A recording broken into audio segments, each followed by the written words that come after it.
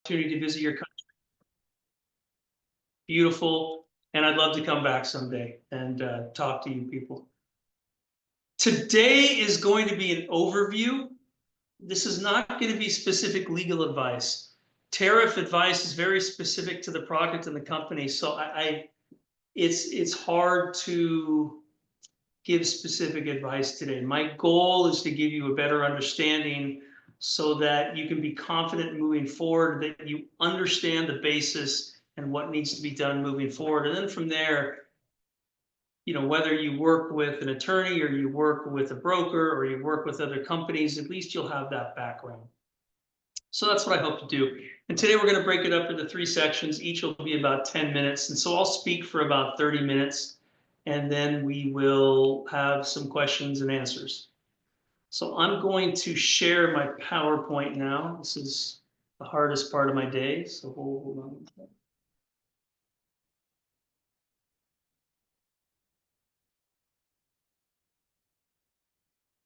Okay. So today we are going to talk generally about 3 areas. One is understanding the new US tariffs. One is how to avoid costly mistakes. And the third will be strategies, broad strategies for Cambodian businesses, kind of an introduction to what can be done. So section 1 is understanding the US tariffs. I think everybody knows this slide. I think this is why you're all here. I'm confident that you've seen this multiple times, but just as an introduction, there is, as of right now, as of an hour and a half ago, 2 hours ago, there's a 49% tariff on Cambodian goods. This is effective as of April 9th, 2025, and it covers nearly all categories of goods coming from Cambodia to the United States. Again, I'm sure a lot of you know this, but briefly, what is a tariff? A tariff is a tax placed on goods imported into a country. A tariff is paid by the importer of record when the products enter the United States. The importer of record is the person or entity or company that's accepting the goods and bringing them into the United States. The importer of the record is the one responsible for paying the tariff and any other fees or fines or penalties. So we'll get to the importer of record issue a little bit later, but that's how the fees are collected, and that's who's responsible for it.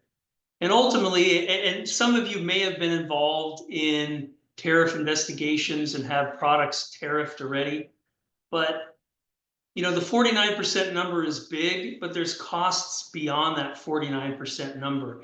And those affect pricing, supply chains, business contracts, and penalties. And so, you know, as business owners and exporters, we need to do our best to control what we can. And so even though we may not have a direct impact or be able to control the 49% tariff, we do have the ability to try to reduce that and, more importantly, prevent any further costs. The 3 most common types of tariffs, so I want to make sure we're talking about the right tariff here. This is a Section 301 tariff. The United States has different types of tariffs. These are the 3 most common. Section 301 is unfair foreign trade practices. So this is a situation where the United States feels that there's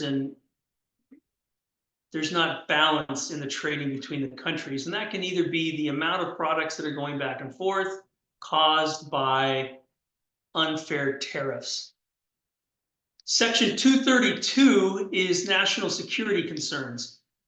This has nothing to do with the current tariff. We will talk a little bit about how this may come in, but Section 232 is typically goods or products that the United States feels have a national security concern, so they want to make sure they tightly regulate that. The third type is the one most of you are probably familiar with. It's anti-dumping and countervailing duty investigations and tariffs. Anti-dumping, of course, is when a company sells their product to the United States for a price less than it costs for them to produce the product. They're dumping the product into the United States. Countervailing duty is where the government or a government entity is subsidizing an exporter such that it's unfair advantage and they're able to get the products in cheaper. So again, the current tariff is based on Section 301.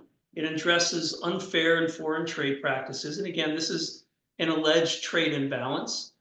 This isn't the first time Section 301 has been used. I mean, I know it's on the tip of everyone's tongues right now, and everybody wants to talk about it, and everybody has an opinion about these. But these have been used in large cases in the past in the United States. In the 1980s, the United States levied a 301 tariff on Japan that covered semiconductors and cars.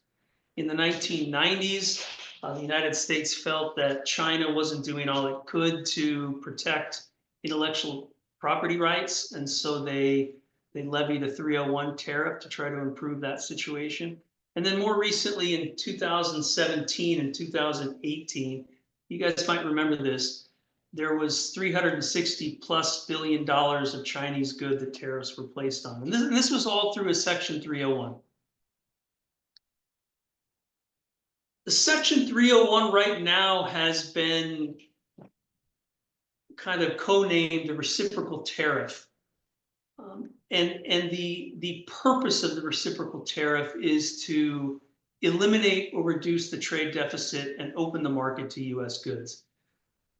One of the purposes here, and we'll get into the other, but one of the reasons is the United States wants to sell its products to other countries and reduce those tariffs so that they can get more products into the countries. The thinking is once they do that, if they can open those markets, there'll be more US manufacturing. And so what they're trying to do is open markets so that they can build US manufacturing. The third reason, and really this is, and we'll get to Cambodia specifically, Southeast Asia, but you know, one of the big trade battles right now is going on between the United States and China. I think we all know that.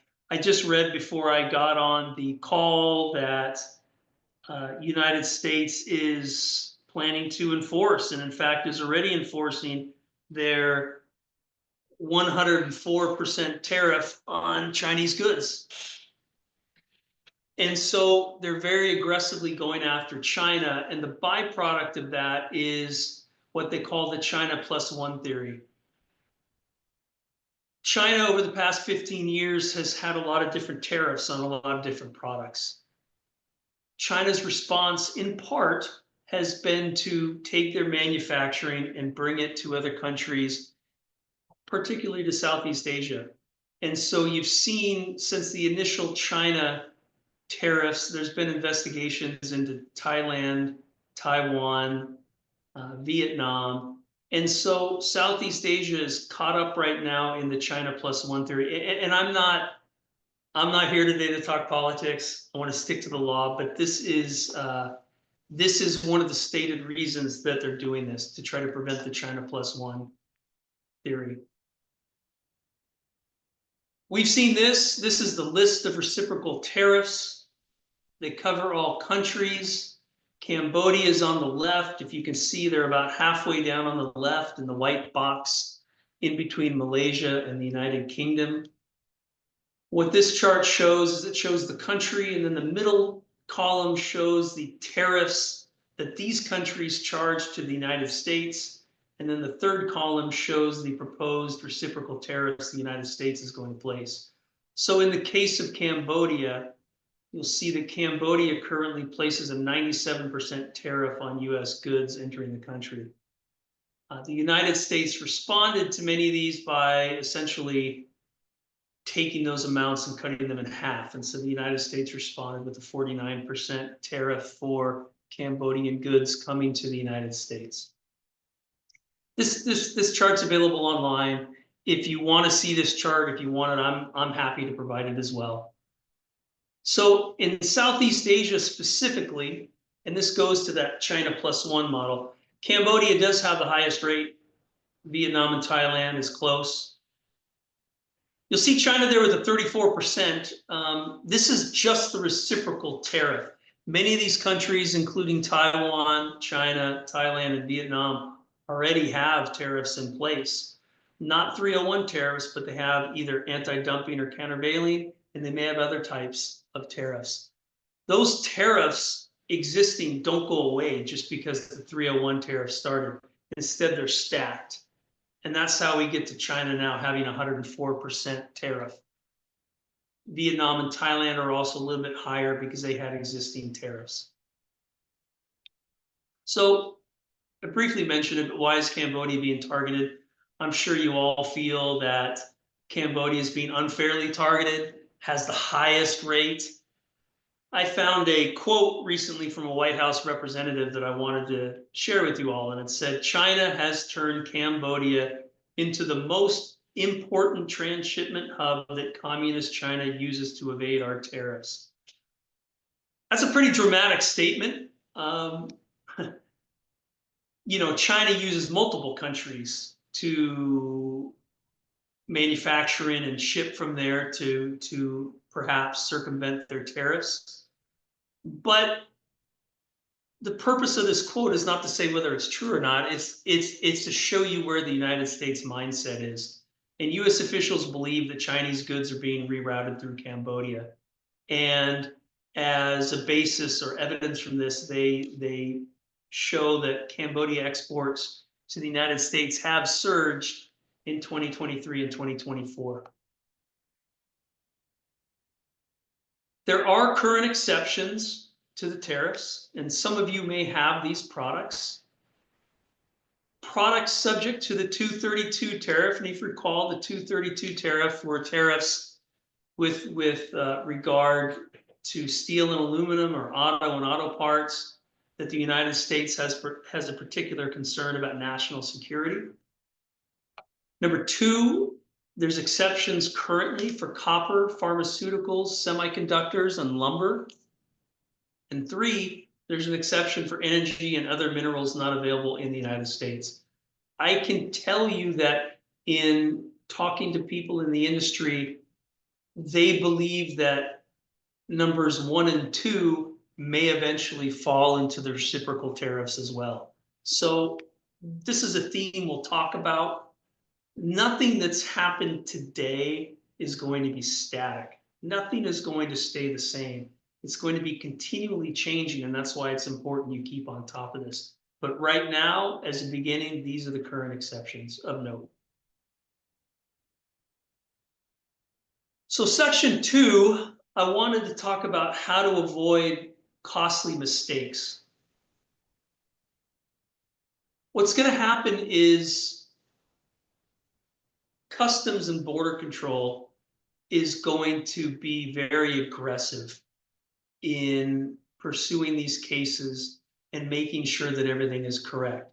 Customs has always been aggressive, but that's going to be ramped up even higher. And so there's common mistakes that are made. They're going to trigger tariff issues that could trigger penalties, that could trigger delays that you need to be aware of. One is the wrong tariff classification. As many of you know, every product you sell to the United States has to have a classification. You have to put it in its correct classification. If you don't, that leads to audits, or it could lead to you overpaying for a product which you don't want to do, or underpaying for a product which you don't want to do, because that also will lead to an audit. It's very important to make sure that you review your current classification. You may have been selling the same product for 10 years, for example. In those 10 years, however, you may have made small changes to the product, how it's made, where it's sourced, where the materials come from, how it's put together. All of those little changes could have changed the tariff classification, and maybe in the past you've just gotten away with it. Maybe no one's noticed, but again, there's going to be much more scrutiny with all this paperwork, with these classifications. So you need to make sure that the tariff classification is correct for all your products. The second mistake that I see a lot is assuming that your US buyer or your US importer or your US partner understands and will handle compliance. That's often not true. Just because your partner's in the United States does not mean that they understand the laws, they're aware of their laws, or that they're willing to take the compliance risk or responsibility. I see this all the time. And foreign exporters, Cambodian exporters, it's important that you take responsibility for your product. And even though you have a US partner or you have a third-party broker and they're taking care of the paperwork or they say they got it, you need to make sure that you understand the process. You need to make sure that you understand your product and what's required to get it into the country, because ultimately it's going to be your responsibility. And so you want to be on the side of caution and not just assume that your US customer will be handling everything, because a lot of the time it doesn't happen. The last that's going to be a big deal in the current atmosphere is misstating or misunderstanding country of origin. The country of origin is what determines the tariff rate. Okay, so it's important that you make sure you do an analysis and you have the correct country of origin. And again, I know a lot of you are professionals and you're exporting to the United States already, but I want to give you all a simple example that we can remember. Okay, that's with t-shirts. We all wear t-shirts. We all have a t-shirt.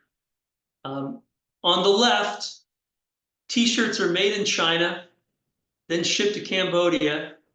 The factory in Cambodia just tags them, packages them, and ships them to the United States. In that case, the country of origin is considered China, because the determination is, where is that product substantially completed? And in that case, on the left, the substantial completion was in China. All they're doing is Cambodia is tagging, packaging, and shipping them out. So in that case, that exporter, even though they're in Cambodia, would have to pay the China tariff rate.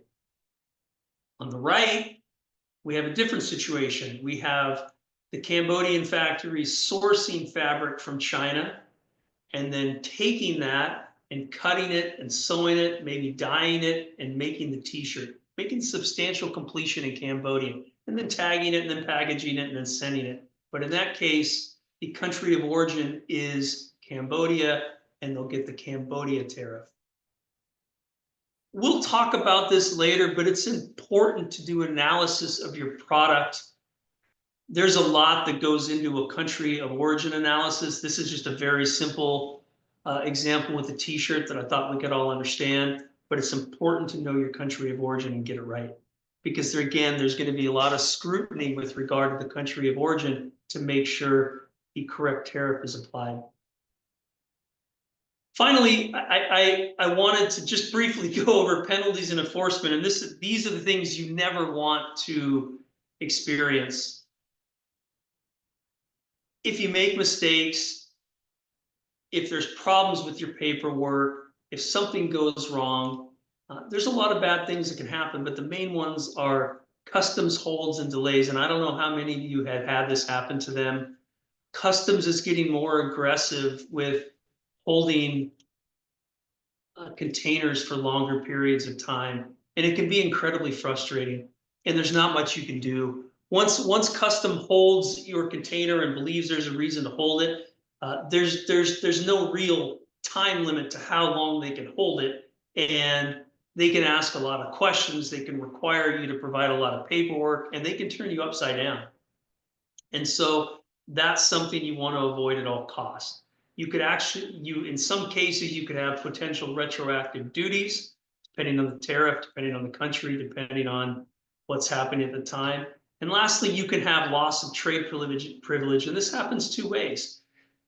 One way could be through the US government. The other could be through your partners. If you are a multi-time offender, whether you're doing it on purpose or not, and your products get delayed and they get held, and sometimes the US partner is going to get the fine or will have criminal or civil charges, that word gets around fast. I had an experience not with my client, but with the tire manufacturer in Southeast Asia, and they effectively intentionally provided false information in a tariff investigation. They lost their right to, both through a high tariff, but also no one in the tire community wants to do business with them anymore because it's not worth the risk. And so it's very important that as a company, you stay above board and you do everything right and you try to stay clear of customs. Finally, what I wanted to talk about, and this is maybe the most frustrating, we have the high tariff, we have all the penalties that may go along with making mistakes. But the third part, which can be the most frustrating, is the rules will change. Tariffs rates will go up or down. Exclusions and exceptions will open and close. And legal rulings will shift the landscape.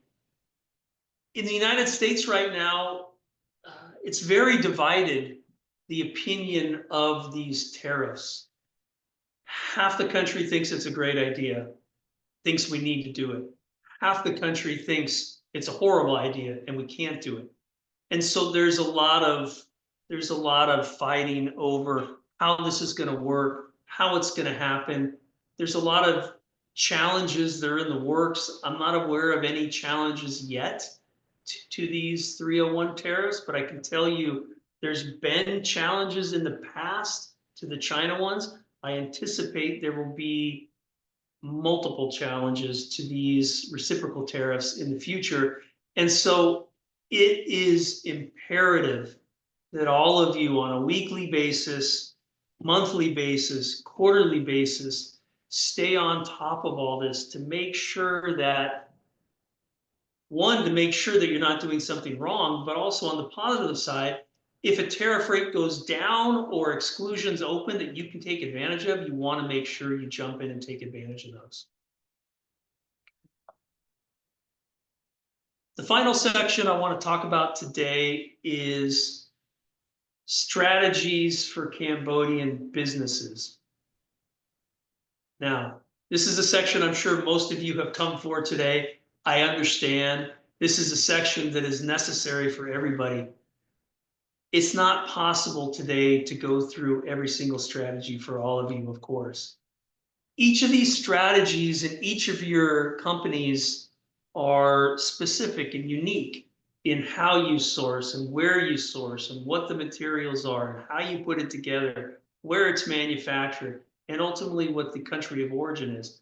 All those factors and more go into an analysis of what can you do moving forward to reduce your liability, because that's really all we're doing right now is trying to reduce our liability.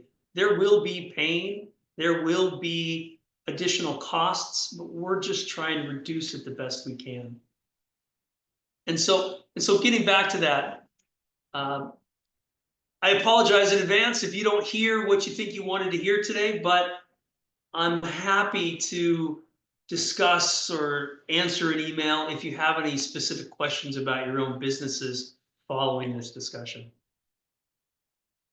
Okay, so I want to go through the strategies for Cambodian businesses. In my mind, I break the strategy up into 4 types. 1 is compliance review, 2 is a supply chain review, 3 is a business, and 4 is legal. They all mesh in a certain way, so we're going to overlap, but I want to go through each to make sure you understand each and understand the importance.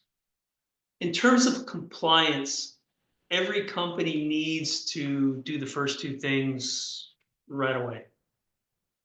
You need to make sure you conduct a classification audit to make sure that your current products are classified in the right way. You may do this internally, you may do it with the help of your broker, but you need to do it. You need to make sure that that classification, you need to self-audit so you're not forced to do an audit by customs down the road. Second is you need to do a country of origin confirmation. What this means is don't wait until customs comes to you and asks you, prove to me why this is your country of confirmation. I want all this information. It's much better if you do it on your own in anticipation of that question.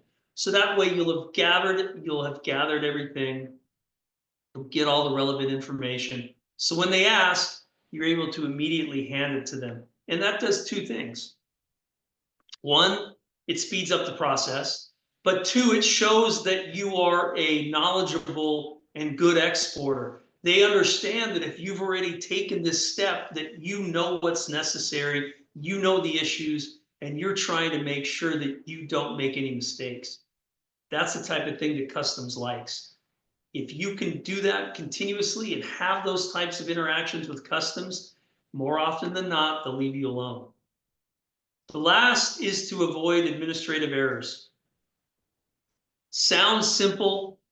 I can't tell you how many times I've seen the entry-level clerk or the owner's cousin or a third-party broker or someone that you don't give a whole lot of thought to that's filling out the paperwork because it's day-to-day administrative work, make a mistake. And maybe in the past you've gotten away with it. Maybe in the past it's not been a big deal. It'll be a big deal now.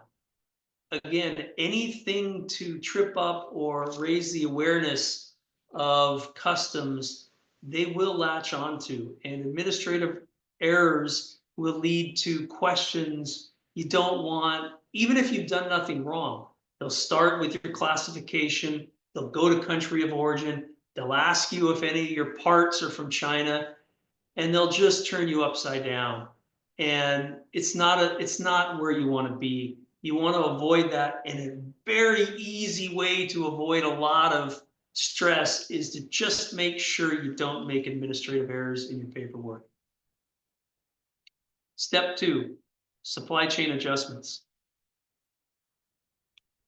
The first recommendation I would have is to attempt to shift the importer of record designation. Remember how we talked earlier about how the importer of record is the one responsible to pay the tariff and to pay any penalties associated with those products. The first reaction from a lot of people when I talk to them is my American counterpart would never accept that liability, would never accept that exposure. It's not possible. And it makes sense to think that way.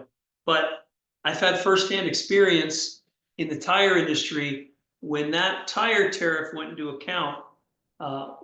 effect. China had the option of sending those tires to Europe or domestic use or to Australia. The United States needed those tires. And so you had a high demand for their product. And so a lot of US distributors were willing to either take over the importer of record designation and pay the tariffs, or at least share in that expense with the factory. And so I encourage all of you to have that discussion with your customers. You'll be surprised that the reception will not be absolutely no. If you have a product that's in high demand, US partners will be willing to work with you and come to some accord. Second is to, again, do a deep analysis of your country of origin and your final assembly, and decide based on your product, based on the materials you need, do a financial analysis of where the best location is to produce the product and where to ship the product. It doesn't need to be Cambodia. You have other options. And so if it makes sense financially for you to go to another country or to get different products or just to do it different ways, there's a lot of different options for exporters. And then the last is review your contracts. I assume you all have contracts. If you don't, maybe that'll be the topic for our next webinar that I'm here with you for. But to the extent you do have contracts, it's time to get them, dust them off, and look at the language in the contracts that talk about tariff exposure and responsibility. If that language isn't in your favor, it's time to renegotiate that contract and amend it and make sure it's in your favor.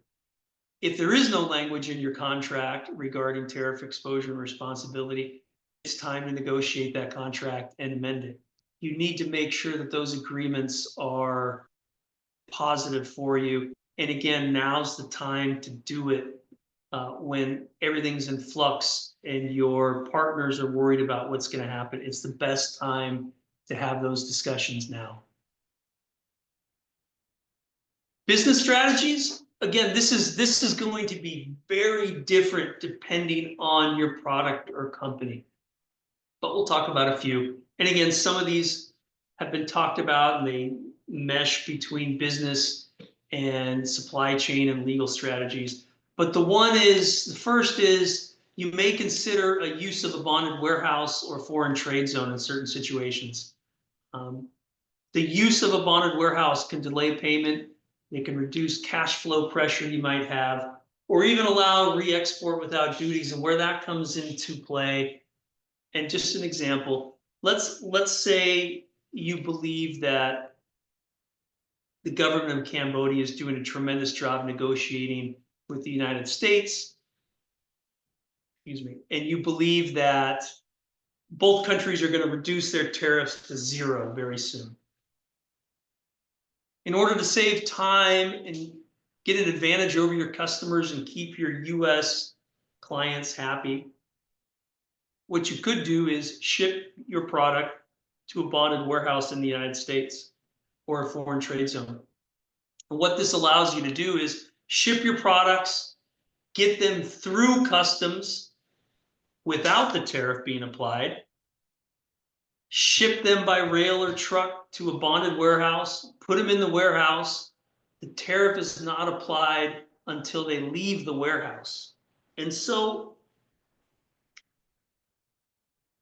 if your plan doesn't work out, if the tariff isn't reduced, in some situations, you can re-export to another country or back to the country of origin without that tariff ever coming into place. So it's an option for people who want to talk about maybe using their product in different ways. And so it's not the best option for everybody. Again, it can be expensive. The use of bonded warehouses. There's a risk that you may eventually get a retroactive tariff amount put in place, but it's at least something to explore. Second option is tariff engineering. And this is where remember we talked about before with classification, maybe you've modified your product and not realized it and it changes the classification.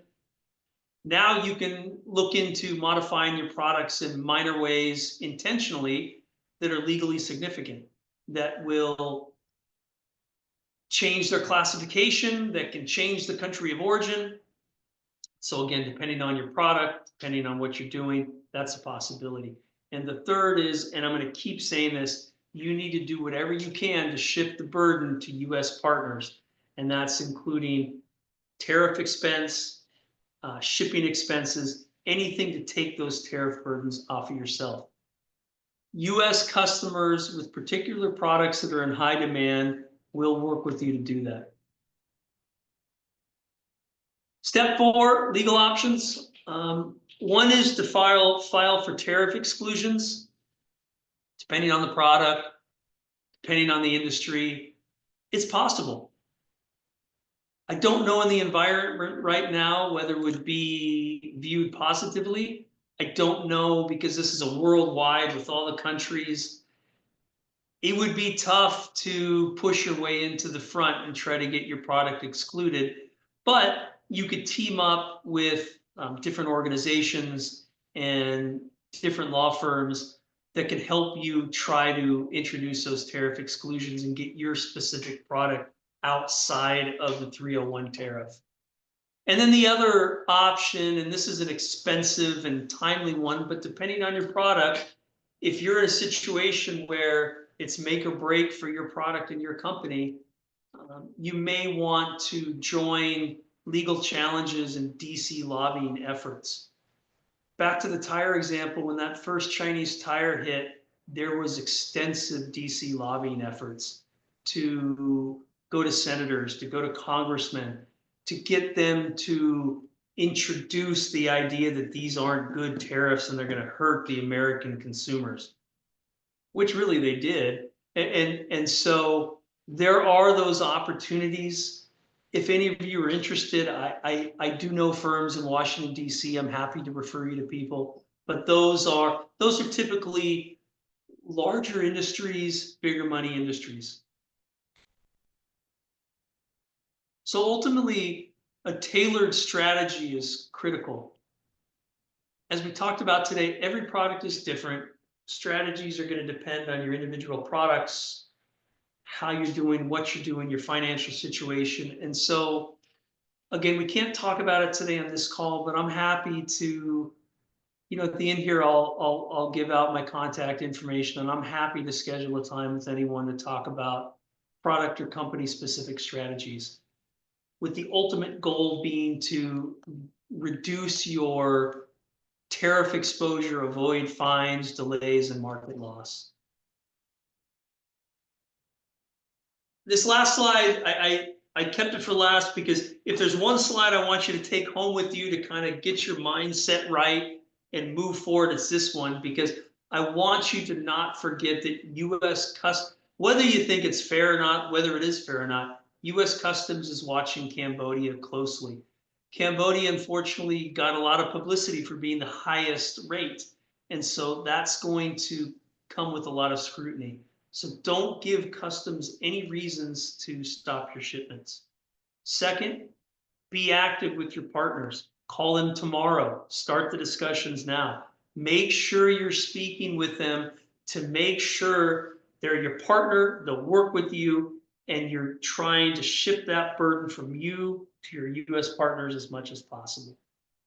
And then the last is, and this is another tomorrow thing, conduct audits, reviews of your processes with the classifications, with the country of origins, and if necessary, find new solutions and find new ways to do this, because you gotta make sure you're exact.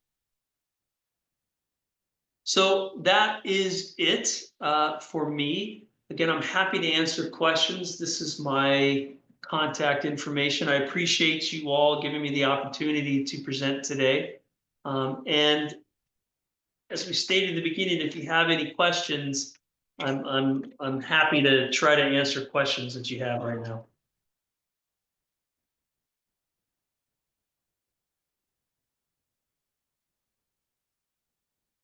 I don't know, Matthew, are they going to come through you?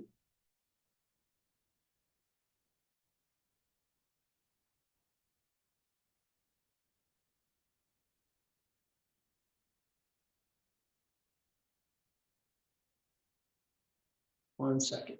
I'm going to unmute you, Matthew. Thank you, Tom. I was just saying, very well said, very interesting insights. And again, we understand the frustration of some of our members and non-members here who are having to navigate the sea of changes and a variety of cases. So I would start off possibly with some basic information. So the 49% rate, is that the current number? Is this to be added to everything which was already in place? No, the 49% is just the reciprocal tariff number. So before these tariffs, Cambodia had a certain rate also applied, so they would basically be adding themselves as a percentage. I don't believe Cambodia had any anti-dumping or countervailing duties. I think they had a minimal tariff, and so I mean, that's a great question, and I can get the exact amount for you, Matthew. But this is the reciprocal tariff. Okay. Another question is the generalized system of preferences, or otherwise known as the GSP trade program. Is that still in place? Yeah, I believe so. And this is, this is again, this is one of those individualized things that I'm happy to talk to people about. that we can discuss offline. Also, next question regarding the threshold for duty-free imports of small parcels. Has that been adjusted in light of these changes as well? Yeah, so I did read about that, and most of that, and I don't remember what, most of that has gone away, I believe. So I'll admit I did see that in passing while preparing for this. I don't know the exact answer, but I do think I saw that that's going away. But I'll check. Whoever asked that question, it's a great question. I know it's going to come up a lot in China and Southeast Asia, so please email me and we can talk about it, and I'll find that out for you. Thank you, Tom. The next question is more of a general sort of setting the scene for the future, particularly for the US. So do you see, manufacturing jobs, particularly like labor-intensive sectors, moving back to the US? Would US people be willing to work in these sectors for for salaries or? Yeah, it's a great question, Matthew. And again, I try to tell you all that I'm trying to stay out of politics, but so what I can tell you is I can just tell you from my own experience, okay, in the past, and then we'll talk about the future. In the past, the Section 301, and it was originally a Section 421, which was something different. The tariffs put on the Chinese tires. One of the case was brought by the Steel Workers Union because there's steel in the tire. Okay, so one of the stated reasons for that tariff was to bring back manufacturing to the United States. However, manufacturing never came back to the United States in the form of tire factories, because one reason may be because those types of jobs aren't desired, but a bigger reason was the amount of regulations the United States has. It's too hard, it's too expensive to build and then operate a tire factory in the United States. So it just never happened. And so when you ask, in the future, might this happen? Again, it's very product specific. The goal here is to increase manufacturing in the United States. Different administration, maybe they mean it this time, maybe they actually want that. Maybe it'll happen, but I think it depends on the product. Again, when you talk about tires or some, heavy industry factories, it's difficult to do that in the United States with all the regulation. Understandable. Thank you. And this, again, a bit more of a future-looking question on Cambodia, though. Could you give us maybe a range, like the worst and best case for the Cambodian economy in this aftermath, possibly? No, I think, Matthew, you and Torsten might be in a better position to do that. It's what's hard right now and what's frustrating is, so with the other tariffs, okay, with the anti-dumping and CVD, those are based on objective factors. That's based on objective information. The government takes it, they come up with a formula for what the tariff's going to be, and then it's in place for 5 years. Then every 5 years, they have a new examination to see if it's still necessary. So there's some level of exactness, and so you know what to expect. The issue with the 301 tariffs is there's no fixed end dates. They can last for years. And because they're tied to geopolitical or trade concerns, it's much more subjective, and it's difficult to tell how it's going to play off. And these rates can go up and they can go down. I'm sure you guys have seen in the news in the United States, every other day there's a tariff threatened on a country, whether it's Canada or Mexico, and those rates can go up or down. And so it's just very difficult to, with any degree of certainty, predict what's going to happen. And so again, what's important is, and what everybody's trying to do, is limiting their tariff exposure. And so what you want to do is, maybe source to a greater amount of countries. Maybe I'll tell you one thing the China tariff did with tires. It forced American companies to source from outside of China, which in the end was a good thing for them. You know, back in the 1990s and the 2000s, most US tire sellers sourced only from China. And so when the tariff hit, they had all their eggs in one basket. And so they were in trouble.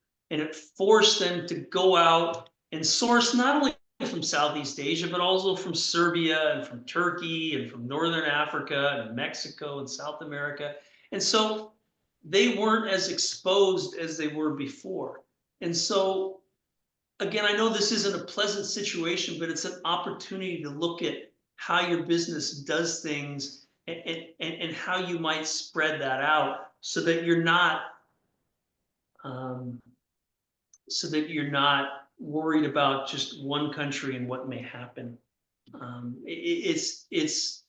It can be an opportunity to expand that, and so you're pulling your exposure over multiple countries.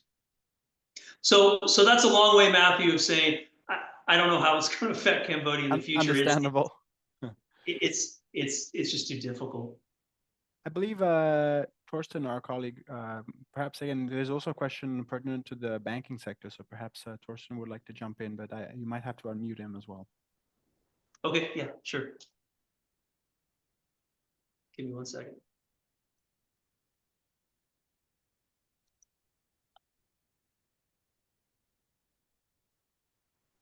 You know, the other interesting, just on your last point, as I bring in Torsten, the other thing that's interesting, and Matthew, you and I talked about this a little before the program started. You know, so in the case of Southeast Asia, to me, there's conflicting reasoning. You know, on the one hand, they want to balance the trade imbalances and they want to make sure that that gets back to even. But on the other hand, they want to address the China +1 policy. Okay. And so I think it's difficult to see, and we talked about the fact that Cambodia was aggressive as a country, very aggressive in, as soon as the tariffs were announced, within 24 hours, they're already trying to negotiate with the United States. Vietnam right now is trying to negotiate with the United States. But I'm interested to see how the United States will react to that, because again, they're trying to prevent a China +1 strategy. So I'm gonna pick on Vietnam instead of Cambodia. Okay, so Vietnam wants to lower their tariffs to 0 so that the United States lowers their tariffs to 0. But I see the United States having a difficult time with that because Vietnam has a lot of Chinese manufacturing, essentially Chinese factories that moved to Vietnam. They moved all of their workers from China to Vietnam, and in some cases get subsidized by the Chinese government. And so you have a situation where there's basically a Chinese factory doing business in Vietnam, but they get the benefit of the Vietnam country of origin designation. So I don't know how those two will play together. I don't know how willing the United States will be to quickly resolve these issues with Vietnam and Cambodia and Thailand before they resolve some bigger issues with China. That's just my opinion. I don't know that to be true, but it just, to me, it seems like that might happen. Thank you, Tom. Torsten? Yeah, at first, Tom, thank you for your great summary and insights and details. I think our members really appreciate that. On the impact for Cambodia, on the impact for the banking sector, maybe I can shed a little more light, because as AmCham board member and as AmCham board team, we have been in several meetings with the government, with various parties of the government here, like the policy and the trade policy advisory board or some selected ministers. I think there is a realization here that the tariffs are difficult to be undone. The power of Cambodia to undo the tariffs is very, very limited compared to what the EU or China has. And even those two powers are struggling very much. The point that Tom made about China +1 or Cambodia being seen as a transshipment hub for Chinese products, this is a key element. So the overall impact on the economy must be seen. I think it's a function of the anxiety that we have now in the ordering process and how quickly the tariffs are filtering through into the orderings and into the movements of factories. We understand that the Cambodian government is actively working with the industries and with the sectors to find ways to regain competitiveness despite the tariffs by, for example, lowering electricity prices or changing contributions to social security and so on, as in order to reduce the cost and by that to compensate partially for the impacts of the tariffs. We don't have definitive information yet. We believe that the Prime Minister's government will soon inform about that or give some guidance. But there is works in the progress, and I think we need to kind of keep cool and keep our contenance here. Overall, of course, exports to America and exports to other markets that might be affected in secondary order through American tariffs. Yes, this can have an impact. But then let me remind everyone, we have gone through COVID, where we had a negative GDP of 2-3% in 2020. We have gone through the crisis after COVID when the reopening didn't work as fast as we had hoped. So Cambodia has resilience. Cambodia has the ability to withstand these kind of waves of economic distress. But as Tom pointed out, there are ways and measures that we can take as industries to handle this.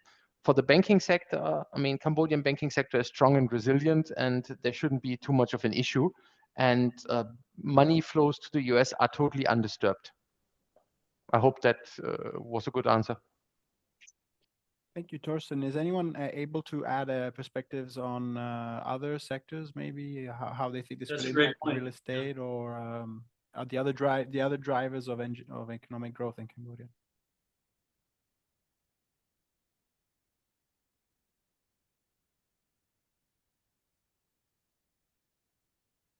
Tom, would you have any insights, or Torsten?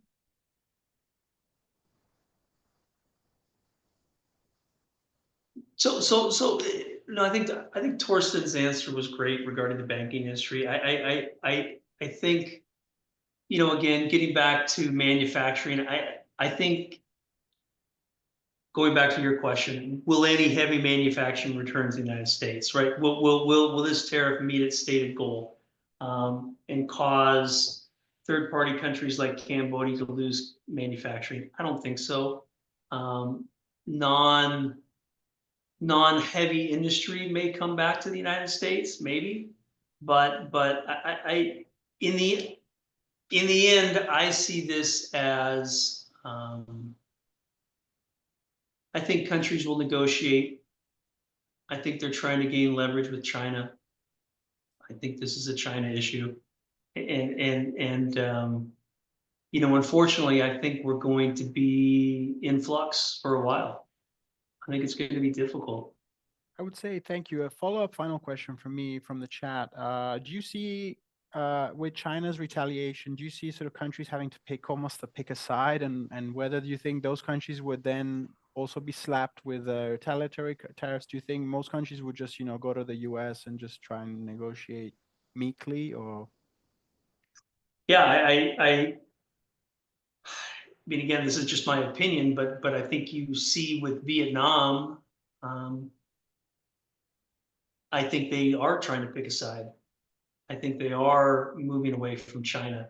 And again, I don't know how that's going to work because they are dependent on Chinese manufacturing right now. So I think it's going to be, I think the Southeast Asian countries are caught right now between the United States and China in this fight going back and forth. And you're right. I mean, China has dug in, and the United States, you know, like I said, you know, just before we started, they announced a 104% tariff rate on China goods. And so it's not going away anytime soon. I mean, it's going to be difficult to unwind that. And to me, that's going to make products from Southeast Asia more important than ever, but those products could be from Chinese manufacturers. So you might even see, I mean, I'll tell you guys, one of the So about 5 years ago, there was an investigation into tires from Thailand and Vietnam. Okay. I represented a Thai factory that was, I'll call it a native Thai factory, not Chinese doing business in Thailand. And we tried to, at the time, make an argument that the native Thai producers should be separated and viewed differently than the Chinese manufacturers in Thailand. But it didn't work. It didn't work at the time, and that's just because of the way the statutes are written. There's just no mechanism for making that happen. I think there's a chance that that might change. I think there's a possibility for that to come up. And so all these industries where maybe the China plus one, I think that's a potential solution that the United States might have, is to separate China doing business in these countries and treat them as China still, as opposed to the native Thai or native Cambodian or native Vietnamese factories. And so that's something. That sounds like a paperwork nightmare.